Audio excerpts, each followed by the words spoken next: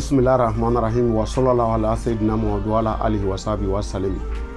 Assalamu alaikum wa rahmatullahi. Amalama magazine Dimal TV flebaw ni yanye sungalo naflaw keneka. Nafla munu meke suwosu.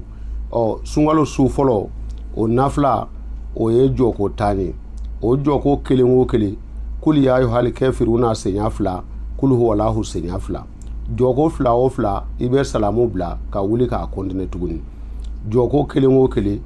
Fatiha senya kele kuli ayyuhal kafiruna senya fla kul huwa Allahu senya fla anga jeka akala ɲɔgɔn fɛ kuli ayyuhal kafiruna o bɛ fɔ cogo di iba kalan bismillahir rahmanir rahim alhamdulillahi rabbil alamin arrahmanir rahim maliki yawmiddin iyyaka na'budu wa iyyaka nasta'in ihdina siratal mustaqim siratal ladzina an'amta alaihim ghayril maghdubi alaihim waladdallin amin.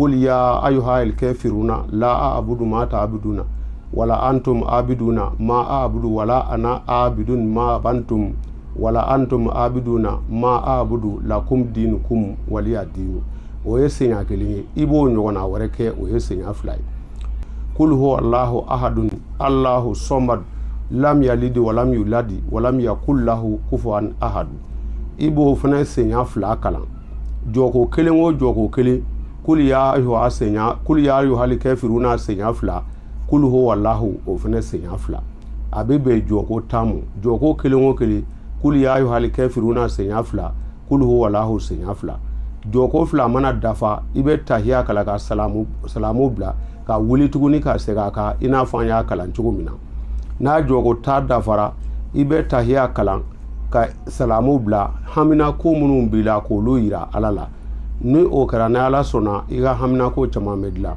nka dɔnnibaw ye fayida ba min fɔ a la o ye ko ni mɔgɔ min y'a kɛ o kɛcogo rɔ ko ala bi o tigi sogo haramu ka bɔ jahanama tasuma mu a b'a tigilama don alijinɛ kɔnɔ ala k'an ye o la